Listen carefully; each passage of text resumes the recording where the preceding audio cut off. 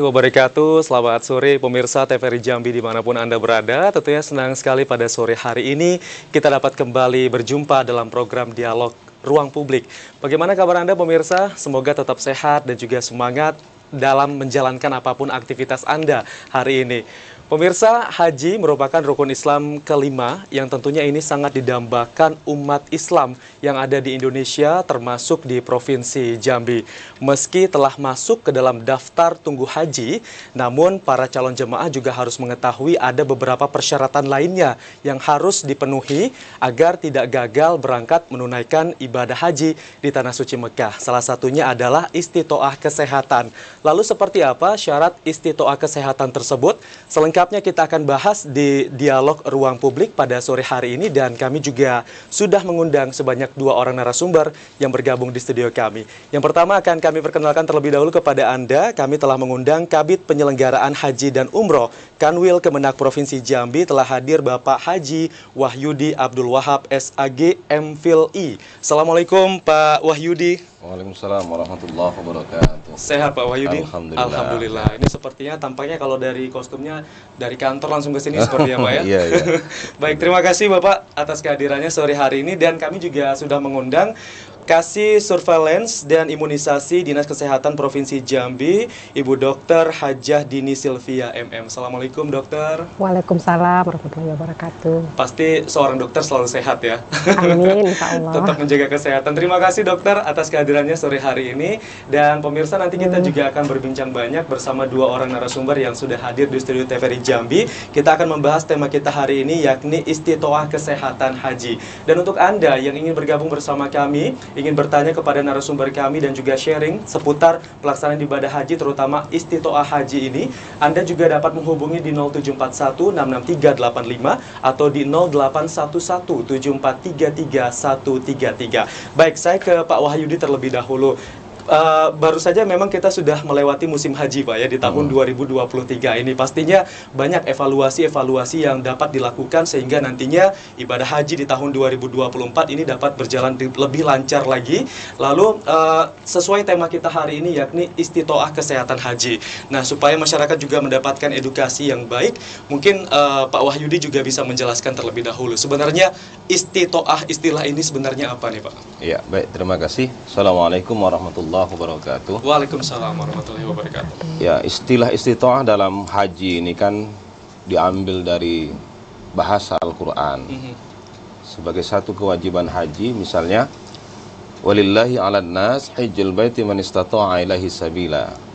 Jadi orang yang melaksanakan haji itu mesti orang yang istitoah, man istata'a, orang yang memiliki kemampuan. Maka kemampuan ini harus dimaknai 2 hal. Pertama, istitoah maliyah, jadi kemampuan harta.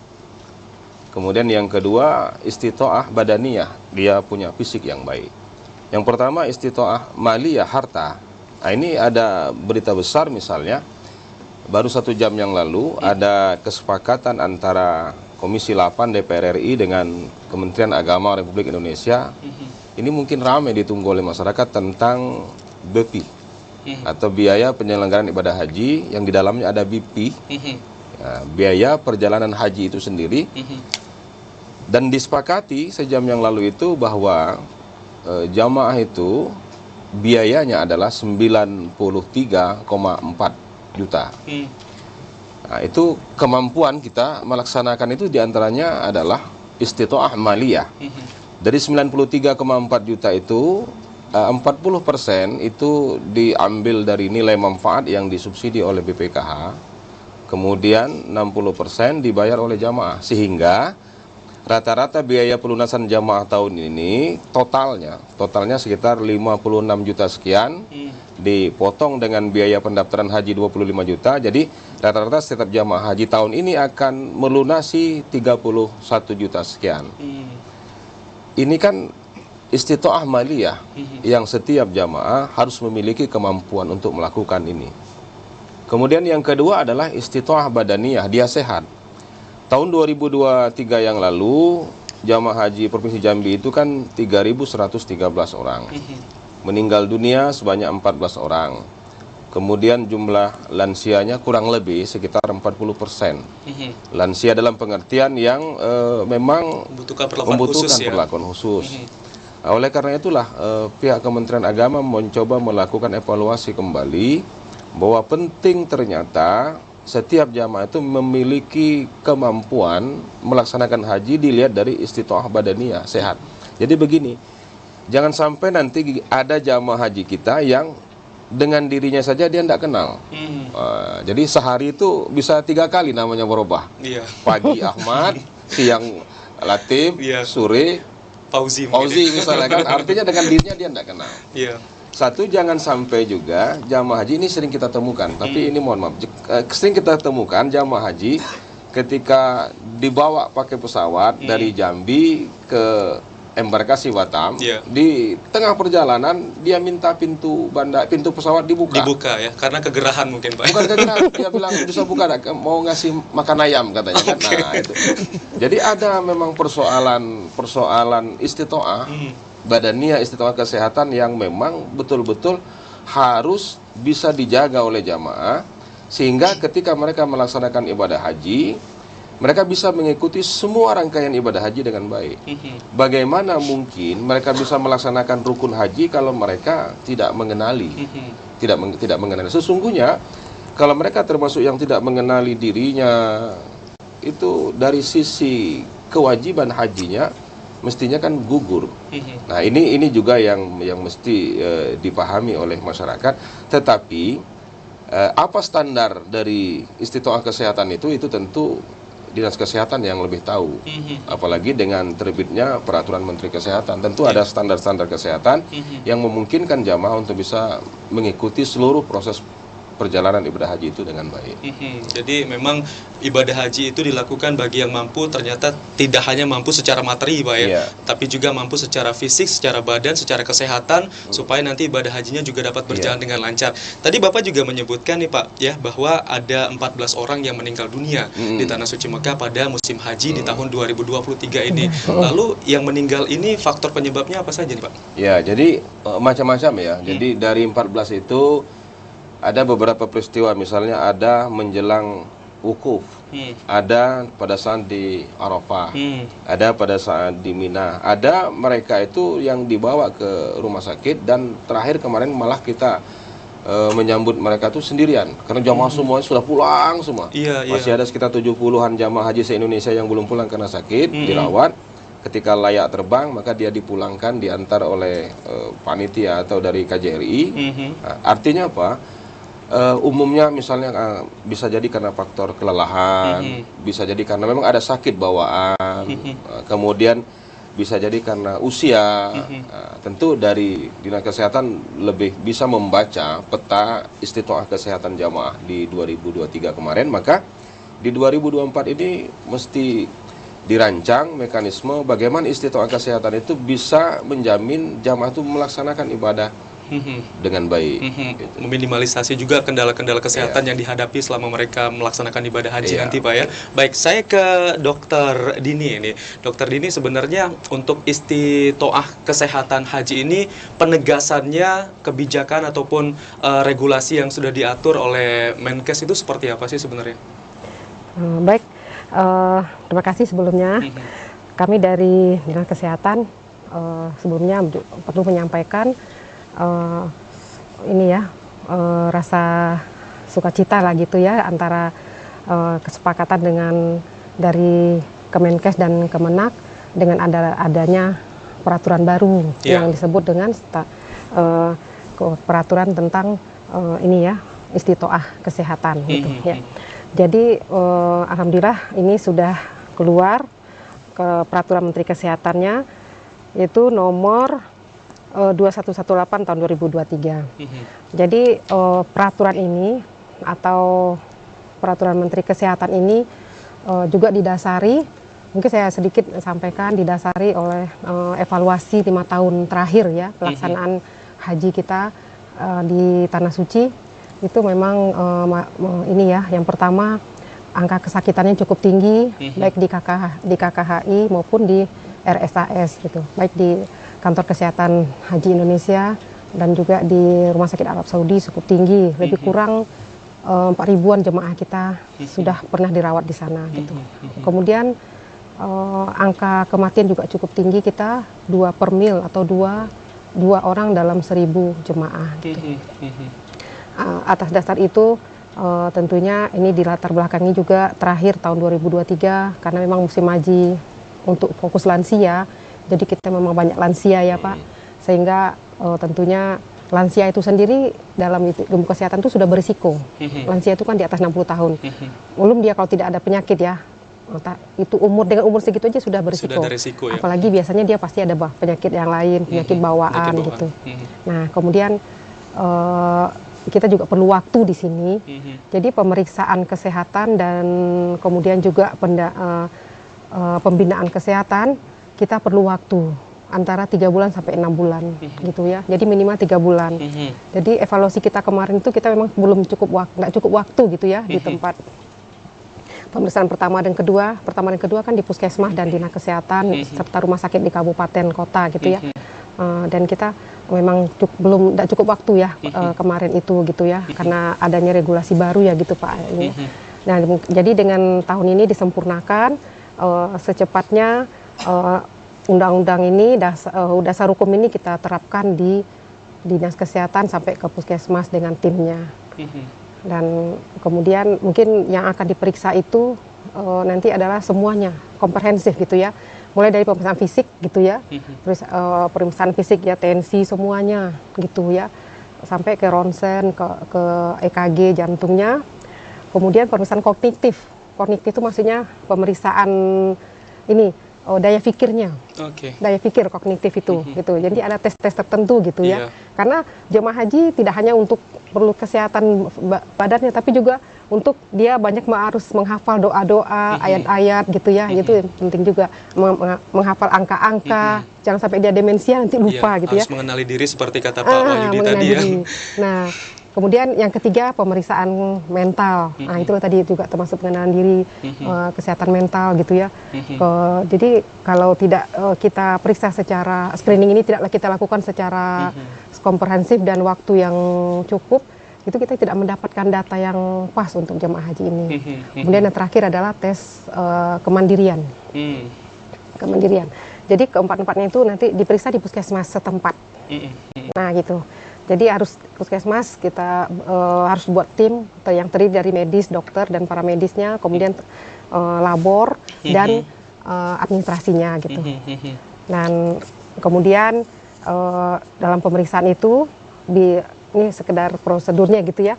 Bila seandainya nanti jemaah haji kita dalam pemeriksaan itu setelah komprehensif diperiksa semua sehat gitu ya, tidak ada apa-apa gitu ya, dan kita bisa langsung bisa katakan dia sudah istitoah. Jadi istitoah itu ada 4 gitu ya, masih 4 ya Pak ya.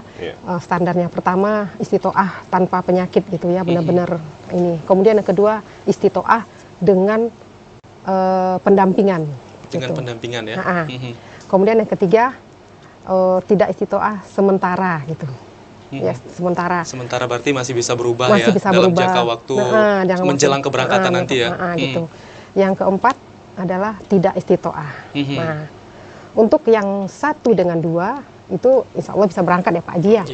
Tapi 3 dan 4 kita harus lakukan dulu pemeriksaan dan semuanya. Dan ada standar-standarnya gitu kan. Kita ada namanya aplikasi Siskohatkes, sistem komputerisasi kesehatan haji gitu ya. Jadi itu nanti ada ininya, ada angka-angkanya dan kemudian masuk ke sistem dan kemudian baru keluar nanti sistemnya gitu. Dan kita mengupayakan kalau dia masih setelah kita periksa kemudian memang perlu pemeriksaan lanjut ke dokter spesialis, itu kita tahan dulu, kita isi dulu gitu rencananya kan gitu. Nanti kita lakukan dia pembinaan dulu semua pengobatan sebagainya, yang termasuk di sini ya penyakit-penyakit yang memang berbahaya untuk dirinya dan bahkan juga mungkin membahayakan kepada orang lain gitu. Oke, berarti memang metode ataupun konsep yang baru dilaksanakan untuk tahun 2024 mendatang ini, kalau mungkin sebelumnya hanya medical check up, tetapi di sini juga ditambah dari sisi kognitifnya ya, terutama juga untuk mental dan juga daya pikirnya seperti apa. Baik, nanti kita akan lanjutkan kembali pemirsa perbincangan kami. Jangan kemana-mana, tetaplah bersama kami di Ruang Publik.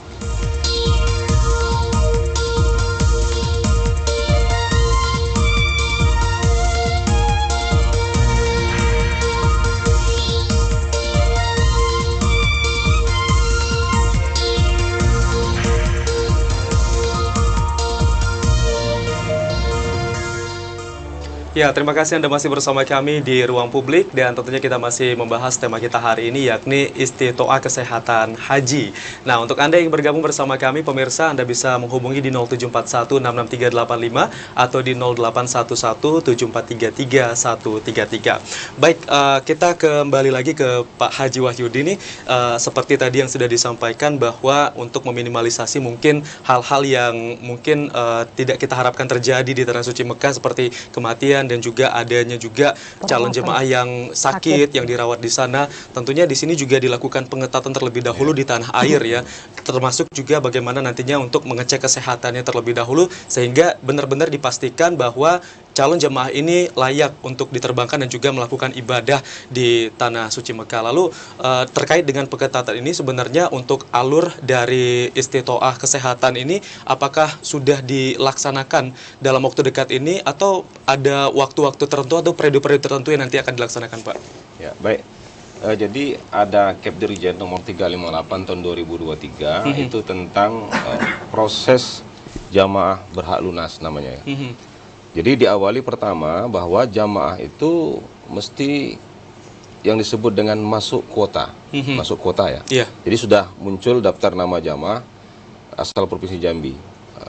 Kemudian di tingkat kabupaten kota itu Kementerian Agama wajib membentuk tim istitoah kesehatan, yang tim itu terdiri dari misalnya ketua, kepala Kemenak, sekretaris dinas kesehatan kabupaten kota, kemudian ada dari Kemenak, ada dinas kesehatan dan ada unsur masyarakat. Dan tim itu wajib terbentuk paling lambat tanggal 30 November ini. Nah, ini tim istitoah kesehatan di tingkat kabupaten kota. Baik. Nah, tim ini fungsinya adalah pertama melakukan edukasi ke masyarakat tentang pentingnya istitoah kesehatan.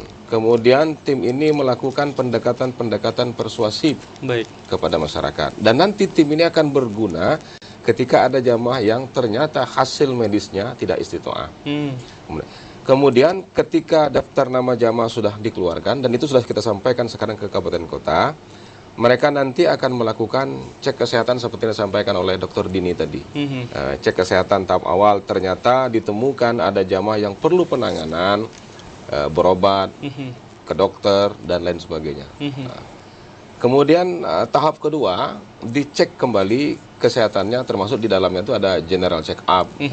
General check up, kemudian itu akan diinput di sistem di Kementerian Kesehatan yang terkoneksi dengan Sisko Haji. Nah, kemudian nanti baru diketahui jamaah ini memang layak berangkat, memenuhi standar istitoah kesehatan seperti yang disampaikan oleh Dr. Dini tadi, 4 unsur tadi misalnya kan. Nah, setelah didapat data jamaah yang layak berangkat dari sisi istitoah kesehatan, barulah keluar keputusan Dirjen, bahkan KMA, keputusan Menteri Agama yang menetapkan jamaah berhak lunas. Itu perubahan tahun ini. Jamaah tidak bisa melakukan pelunasan sebelum dia diketahui memiliki kemampuan dari aspek kesehatan, istitoah kesehatan. Kalau tahun kemarin atau tahun 2023 yang lalu, keluar daftar nama, melunasin, baru kesehatan. Sekarang enggak. Sekarang kebalikannya. Kesehatan dulu. Setelah mereka 2 tahap itu dilewati dan mereka layak dari sisi kesehatan menurut medis, barulah keluar KMA tentang jamaah berhak lunas. Baru mereka melunasin. Nah, itu perubahan dalam rangka apa? Pengetatan dari aspek kesehatan tadi. Maka itu tanggal 30 November ini batas akhir pembentukan tim di tingkat kabupaten kota. Artinya begini, ternyata ditemukan ada jamaah yang tidak layak. nanti setelah dicek sampai tahap kedua tidak layak, maka Kementerian Agama dengan Dinas Kesehatan, dengan unsur atau tokoh masyarakat melakukan pendekatan persuasif dengan keluarga, menjelaskan dari sisi agama, dari sisi kesehatan. Jadi kan penting persuasif supaya tidak ada masalah ketika proses pelunasan nanti berlangsung. Nah, seandainya nih Pak, seandainya kalau misalnya mereka tidak memenuhi syarat dari istitoah tersebut, berarti dialihkan lagi untuk tahun berikutnya itu seperti apa Pak? Ya, itu tergantung dari unsur kesehatannya itu. Ya, artinya mungkin ada kesehatan yang bisa berpotensi untuk melakukan perjalanan jauh atau melaksanakan haji yang bisa diobati dalam waktu mungkin 6 bulan atau 1 tahun. Nah, pas nanti pada tahun berikutnya 2025 ternyata dilakukan istitoah kesehatan, cek kesehatan layak, menurut bisa berangkat ya, tim medis, berangkat bisa. Oke, jadi penting untuk menjaga kesehatan dari sekarang nih ya, iya, untuk para calon jemaah haji, Iya. karena memang kesehatan itu sangat penting nantinya ketika menjalankan ibadah. Nah, terkait juga dengan syarat istitoah ini, saya ke dokter lagi nih. Iya. Sebenarnya penyakit-penyakit yang biasanya ditemui kepada calon jemaah haji itu apa saja sih dokter? Oke. Yang pertama kita dalam kategori kelompok penyakit ya, terutama jantung dan paru-paru gitu ya. Dan ini yang sering juga kalau tiba di Arab Saudi itu, daerah Tanah Suci itu, mereka kambuh gitu. Karena memang ini rentan ya. Pertama memang faktor suhu juga ya, cuaca dan juga Perbedaan iklim mungkin juga kelembabannya kan juga memang berbeda dengan kita gitu ya. Kita daerah tropis, lembab gitu. Kalau di sana memang kering sekali kan gitu ya. Jadi itu sangat berpengaruh. Itu biasanya memang yang muncul paling banyak itu hampir 50% adalah jantung dan paru-paru. Paru-paru. Maksudnya bisa jadi gagal jantung yang paling berat gitu ya, sampai stroke gitu ya. Kemudian kalau paru-paru, penyakit paru menahun gitu kan, TBC, asma, kemudian bronkopneumonia dan sebagainya, bronkitis gitu. Nah, itu biasanya. Dan kemudian baru prioritas yang urutan kedua, penyakit-penyakit seperti hipertensi. Hipertensi ya. Nah, hipertensi, kemudian hipertensi biasanya kadang-kadang dia tidak sendiri, kadang-kadang dia juga bersama penyakit lain. Kadang-kadang dengan dia ada jantung juga, biasanya ada ginjal juga gitu. Nah, gitu. Kemudian diabetes gitu. Nah, kemudian penyakit-penyakit lain tidak seberapa. Tapi ada juga yang kadang-kadang yang seperti disampaikan oleh Pak Wahyudi tadi, gangguan jiwa yang kadang tidak terpantau kalau kita tidak melakukan pemeriksaan secara detail tadi gitu. Nah, itu mungkin itu yang kita takutkan juga. Kalau ini berarti membahayakan dia dan membahayakan jemaah yang lain. Bahkan merepotkan petugas. Sementara petugas kesehatan itu sudah dibatasi kuotanya 1% gitu ya dari jemaah. Kalau jemaah kita 3.300 berarti cuma 3 orang. Mengurus 300-an orang tentu kerepotan. Itu tadi baru di pesawat aja udah pengen turun gitu. Apalagi di sana. Di sana itu kadang-kadang dia pengen lari aja, pengen pergi aja gitu. Kadang-kadang jadi nggak kusuk ibadahnya ya Bu. Kawan yang lain harusnya akhirnya megangin gitu. Kadang ada yang pengen melompat ya Pak ya dari kan kita maktab kita tinggi-tinggi di sana ya. Kadang ingin melompat ke bawah, ingin bunuh diri gitu ya sampai ke temper tantrum seperti itu. Itu yang kita takutkan. Nah, ada juga seperti itu. Tapi sejauh ini yang dari Jambi insya Allah belum ada ya? Alhamdulillah belum ada ya? Kemarin ada. Oh, kemarin ada ya? Oh, kemarin tahun 2 tahun yang lalu ya Pak ya, 2022 ada. Ada. Tapi ada yang satu dibatalkan di asrama haji, tapi ada yang lanjut ada gitu. Ada. Jadi itu memang terus diantisipasi ya. Nah, Pak Wahyudi mungkin bisa menjelaskan kembali selain dari Jambi, mungkin dari Embarkasi Batam nanti juga dilakukan pengecekan kesehatan juga ya Pak ya? Iya. Jadi begini proses. Jadi setelah mereka dicek kesehatan layak, keluarlah keputusan Menteri Agama, mereka melunasi. Sudah mereka melunasi, mereka diberikan bimbingan manasik, penyuluhan kesehatan. Nah, ketika proses pemberangkatan dimulai, mereka masuk ke asrama haji Jambi, mereka juga mengalami proses pengecekan kesehatan oleh KKP, kesehatan pelabuhan tentang kelayakan terbang jamaah tersebut. Tapi bisa jadi gini, dari sisi fisik semuanya mereka ketika berangkat dari daerah sehat, betul. tapi ketika sampai masuk asrama bisa jadi tensi turun, atau naik, atau naik kan. Itu dari sisi kesehatan penerbangan tidak layak. Nah, maka bisa jadi mereka nanti akan diisolasi atau mungkin dirujuk ke rumah sakit sampai mereka layak terbang. Nah, itu tahapan berikutnya. Tahapan berikutnya. Nah, sampai kemudian mereka terbang dulu ke embarkasi Batam. Nah, di embarkasi Batam nanti ada tim kesehatan juga di sana, tetapi di sana itu kan sudah kita, jadi asrama haji Jambi itu sudah menjadi seperti bandara internasional. Seluruh proses selesai di asrama haji, nanti di embarkasi Batam sekitar 3-4 jam mereka transit, baru mereka ganti pesawat Saudi, baru langsung terbang. Nah, tapi untuk mendampingi jamaah itu kan kita, kalau standar yang kemarin ya, itu ada 5 petugas kloter namanya, ketua kloter, pembimbing ibadah. Nah, untuk kesehatan 1 dokter, 2 perawat. Ditambah lagi dengan ada di PHD, petugas haji daerah itu 1 dokter. Nah, itu untuk mendampingi jamaah dalam 1 kloter yang jumlahnya kurang lebih 374 yang tahun 2023. Tapi kebiasaan kita jamaah kita sebetulnya 450, tapi karena seat pesawat mengalami pengurangan, nah itu kemarin. Jadi didampingi lagi oleh tim medis. Sampai nanti di Mekah, itu kan ada klinik sektor yang berfungsi apabila nanti ada jamaah yang ketika mengalami proses perawatan di kloternya sudah tidak bisa karena agak sedikit parah, maka dia dikirimkan ke sektor. Nanti ada lagi di rumah sakit Indonesia di sana. Jadi pokoknya untuk kesehatan ini memang berlapis-lapis dilakukan oleh Kementerian Agama atau oleh pemerintah kita untuk menjaga jamaah kita bisa melaksanakan haji. Baik, jadi memang scare itu ya, berarti ya untuk petugas haji kita juga nanti untuk memberikan pendampingan juga sampai bisa melaksanakan ibadah haji dengan khusyuk. Nah, tadi juga disebutkan bahwa juga ada dokter pendamping ya. Tapi kalau untuk dokter Dini juga pernah menjadi petugas haji? Pernah ya. Di tahun berapa, dokter? Tahun 2005, sudah lama sekali. 2005 ya. 2005. Nah, jadi petugas ya. Di kloter, Bu ya? Iya, di kloter. PKHI. Di kloter ya. Jadi terjadi perbedaan lah seperti itu ya di tahun 2005 dan juga di tahun sekarang ya. Oh iya, jauh sekali. Memang semakin lama semakin baik lah pelayanan kita gitu. Bisa diceritakan sedikit pengalamannya pada saat menjadi petugas haji waktu itu, Dokter Dini? Mungkin yang pertama emang saya ada juga seperti ini. Ada rasa takut karena kita mendengar mitos-mitos lah gitu, semacam hoax lah, malah kalau istilahnya sekarang tuh hoax gitu, nggak boleh berjalan sendirian. Jadi saya tuh ada rasa pengen pergi, antara rasa takut. Itulah akhirnya setelah di sana hoax itu terpatahkan gitu. Ternyata tidak seperti itu ya.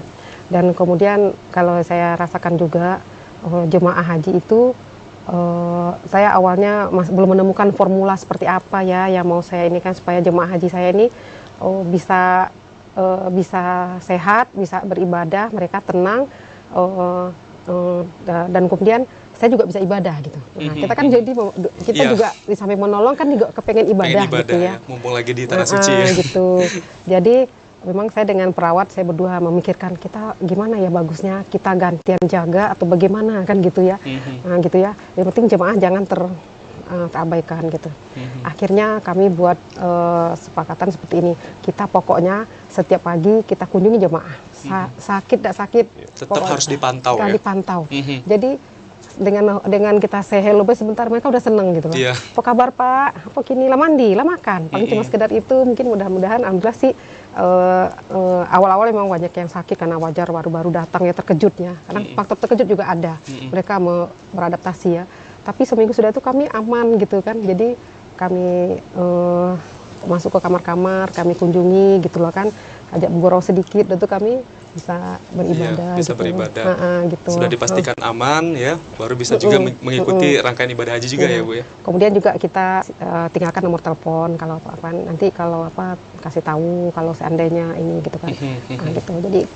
Jadi kontrol. Ada juga bahkan yang kami rawat aja karena memang mengantar ke rumah sakit ambulannya nggak datang-datang, kami rawatlah di kamar gitu kayak infus gitu kan. Nah, itu kata keluarganya, pergilah Bu Dokter, enggak apa-apa.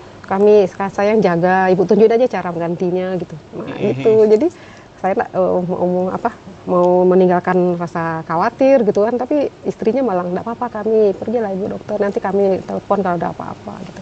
Seperti itu. Jadi yang pertama yang penting kita memang sebelum berangkat tuh jemaah itu memang harus kita screening dengan baik gitu ya. Waktu itu memang tidak terscreening, jadi saya makanya terkejut, banyak yang ada yang stroke, ada yang jemaah saya itu ada yang stroke, jadi saya merawat setiap ini gitu kan. Pak, kita haji waktu mau ini haji terakhir ya Pak ya, haji wada, Pak usahakan ya Pak ya, kita haji wada loh, kita mau pulang, yuk Pak semangat, bisa yo, nah gitu, kayak gitu, mau kasihan loh Pak, Bapak udah kesini terakhir gitu loh kan, semangat ya Pak, pokoknya kalau Bapak semangat bisa, nah gitu, jadi harus dimotivasi terus gitu. Ada yang memang nggak mau malah ke ini terus, ada saya nggak kuat, saya di rumah, saya di kamar aja gitu kan, kita kasihan kan, mereka sudah itu terus mereka memimpikan itu sudah bertahun-tahun gitu ya, biaya udah besar gitu. Nah jadi itu memang yang kendala saya itu memang pertama tidak terscreening dengan baik gitu ya. Jadi kita menerima, karena saya petugas, kita menerima, oh beginilah jemaah kayak saya. Jadi akhirnya kita memang agak kewalahan lah jadi petugas. Tapi sesudah itu sudahlah, kan ada nama dalam kesehatan itu, mental itu sangat berpengaruh. Kesehatan mental tuh bahkan hampir 60% tuh mental yang menentukan. Kalau dia senang, bahagia, dia yakin dengan kita, itu dia kuat gitu, bisa gitu, termotivasi gitu.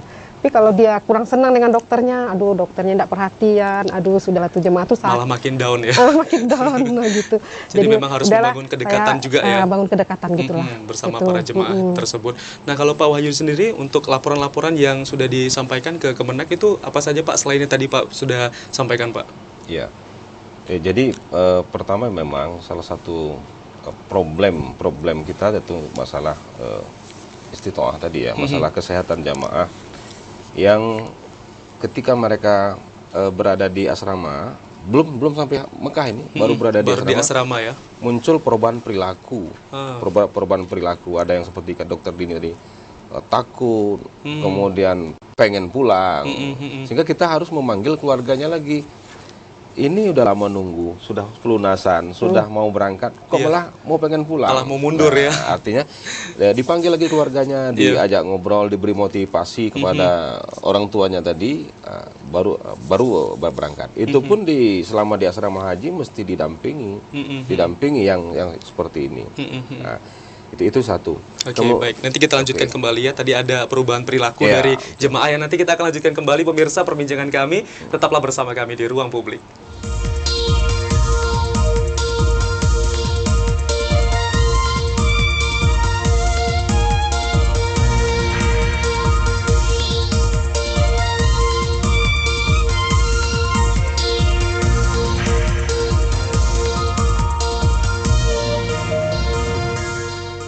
Baik, terima kasih pemirsa, Anda masih bersama kami di Ruang Publik. Kita masih membahas istitoah kesehatan haji. Kita lanjutkan kembali, Pak Wahyudi. Tadi sempat terputus ya, salah satu yang pernah ditemui adalah terkait dengan perubahan perilaku dari jamaah itu sendiri. Selanjutnya apa lagi nih Pak Wahyudi, silakan. Jadi gini, perubahan perilaku yang sebetulnya tidak ditemukan sebelumnya. Tidak terdeteksi malah sama sekali ya. Terdeteksi. Jadi akibat dari kecemasan, akhirnya ini kan mesti didampingi oleh putranya, oleh keluarganya, maka dipanggil satu. Kemudian yang kedua, nanti di sana kan akan dilakukan cek kesehatan oleh KKP. Misalnya jamaah ini harus diobservasi, nah, kemudian dimasukkan di ruang kesehatan. Itu juga didampingi, didampingi oleh keluarganya, dilihat, karena di sini ya, terutama jamaah-jamaah yang lansia itu berdampak pada mengalami kegoncangan jiwa. Lihat orang lain berada di asrama, dia sendiri di situ. Pertanyaan dia, saya ini kenapa lama menunggu tidak jadi berangkat? Bukan tidak jadi berangkat, padahal sedang diobservasi. Nah, itu yang dialami oleh jamaah, yang memang kita mesti sabar, dan alhamdulillah kita dibantu oleh tim-tim kesehatan yang luar biasa. Kemudian yang ketiga, kita menjaga jamaah ini, itu kan sebelum jamaah masuk asrama, itu seluruh asrama itu kan sudah dilakukan cek kelayakan oleh KKP. Misal mulai dari cek kelayakan air bersih, kemudian makanan pun, bahkan penyaji makanan mesti dicek jarinya ini di steril labor, di labor, dicek dia, istilahnya itu penjamah makanan. Nah, dicek supaya tidak layak menularkan atau enggak. ya. Nah, jadi semua jadi pelaksana kegiatan, tempat kegiatan, kemudian air bersih, semuanya diperiksa termasuk kondisi jamaah. Nah, yang kesemuanya itu tidak ada lain adalah kita pengen jamaah kita tuh berangkat dan siap melaksanakan ibadah. Jangan sampai kita kadang menemukan jamaah kita tuh berangkat sampai ke Mekah tidak bisa melaksanakan ibadah. Kenapa tidak bisa? Mereka sudah langsung dibawa ke rumah sakit Indonesia di Saudi Arabia, di Mekah. Sampai pulang pun mereka tidak serempak dengan jamaah. Bahkan mereka termasuk jamaah yang hajinya dibadalkan, dilaksanakan oleh orang lain. Dan sayang sekali sampai Mekah cuma masuk rumah sakit.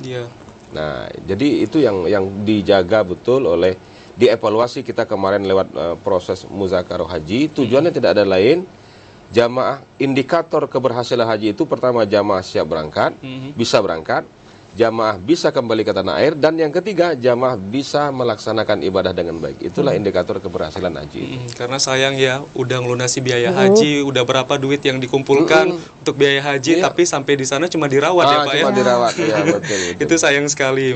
Mending dirawatnya di Indonesia aja dulu, sudah siap baru bisa berangkat, ya Pak ya. Iya, betul. Oke, baik, saya ke dokter lagi, dokter ini yang menjadi screening awal itu adalah tim dari Puskesmas tadi ya. Apalagi memang sudah dibentuk sejumlah petugas yang nanti ditempatkan di Puskesmas. Lalu mungkin apa yang mau disampaikan ini kepada petugas dari tim Istitoah Kesehatan Haji ini, supaya nantinya mereka juga bisa memberikan motivasi awal sehingga nanti tidak terjadi hal-hal yang tidak diinginkan di tahap-tahap berikutnya, dokter.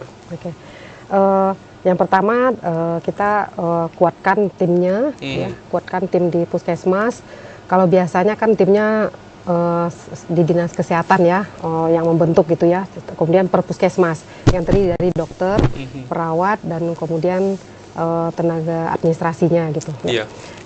Kemudian untuk sekarang kita berkolaborasi langsung dengan Kemenak ya Pak ya, Kemenak Kabupaten gitu. Ya, gitu. Jadi ada komunikasi selalu dengan jemaah ini. Nah, kemudian setelah dibentuk tim, Puskesmas tentu juga menjamin ketersediaan tenaganya tadi, unsur dokter, perawat, dan administrasi, dan ditambah dengan petugas labor gitu ya.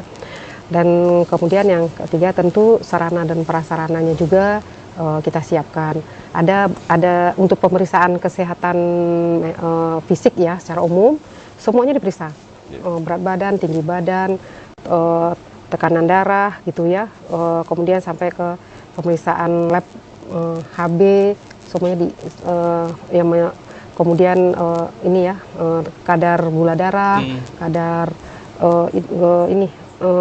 kolesterol gitu ya, kemudian ini juga jantung, pemeriksaan jantung, dan tensi, itu fisik gitu ya. Kemudian yang kedua pemeriksaan kognitif tadi, ada tabelnya, ada isian-isiannya, itu dinilai. Nah, kemudian kalau nilainya rendah, itu kita konsultasikan. Jadi Puskesmas itu pemeriksaan dasar sesuai kapasitasnya dokter umum. Kemudian yang ketiga pemeriksaan mental. Kalau ada yang memang terdeteksi dari beberapa item-item pertanyaan, kemudian juga tes tertentu, dan ternyata mengarah kepada gangguan mental, itu kita konsultasikan. Dan yang keempat tes tes kemampuan kemandirian gitu ya. Nah, jadi kemandirian itu kita juga bisa lihat ini dia mampu enggak, minimal misalnya untuk ke toilet, kemudian untuk makan sendiri, nah gitu. Suap sendiri, gitu. Kemudian untuk ke masjid gitu, berapa sanggupnya dia jalan gitu kan, untuk kan kita di sana tawaf itu berapa kilo itu kan, sa'i berapa kilo gitu kan, melontar gitu kan, semuanya fisik gitu ya. Nah tes terakhir itu adalah tes kemandiriannya. Nah dari pemeriksaan itu semua itu insya Allah bisa dilakukan di puskesmas. Nah cuma kalau nanti dari penilaian itu nanti ada yang tidak normal, itu dirujuk ke rumah sakit, dilanjutkan ke rumah sakit ke dokter spesialis.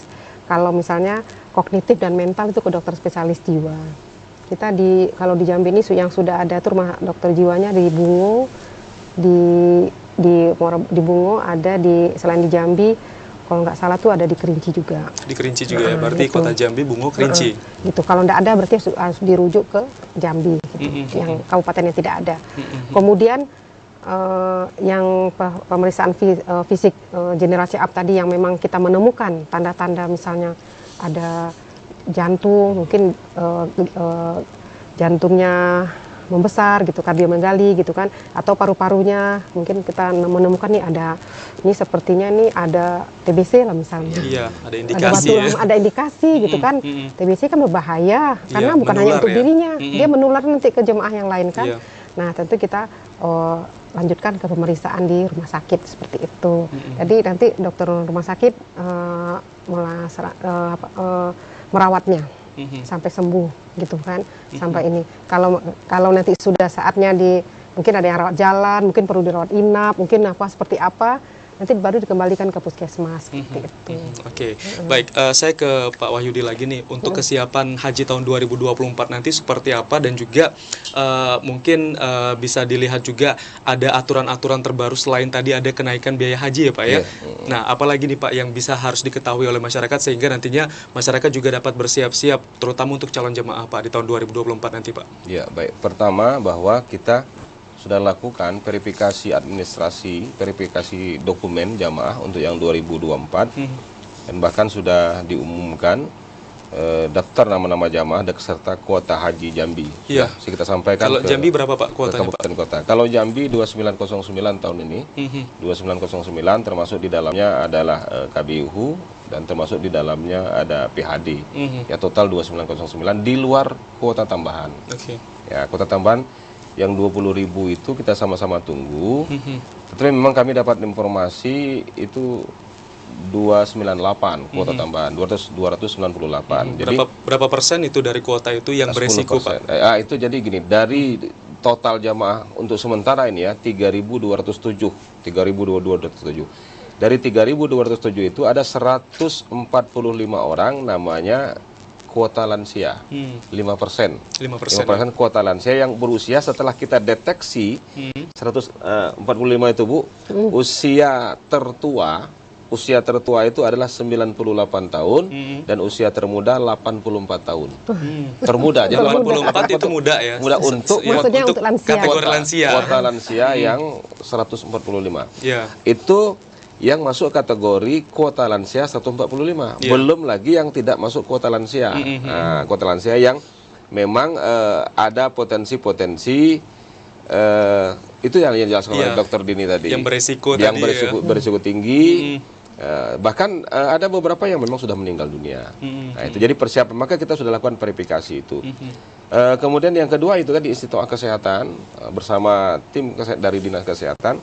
Kemudian yang ketiga hari ini sudah ada kesepakatan DPR RI dengan Kementerian Agama yang nanti akan dilanjutkan dengan terbitnya Perpres tentang biaya pelunasan ibadah haji itu tahun 2024. Sementara di akhir atau di pertengahan Desember juga mungkin persoalan rekrutmen petugas. Petugas yang seperti disampaikan Dr. Din tadi mulai dari tim kesehatan, kemudian petugas kloter, petugas non-kloter itu mudah-mudahan kalau untuk sementara sementara diperkirakan di pertengahan Desember. Jadi tahun 2024 ini proses persiapan lebih cepat dibanding tahun-tahun sebelumnya. Dalam rangka apa? Dalam rangka supaya penyelenggaraan ibadah haji dapat berjalan dengan sukses dan juga lancar ya. Begitu juga jamaahnya Pak ya. Baiklah, nanti kita akan lanjutkan kembali. Pemirsa, tetaplah bersama kami di Ruang Publik. Kami akan kembali usai pariwara berikut ini.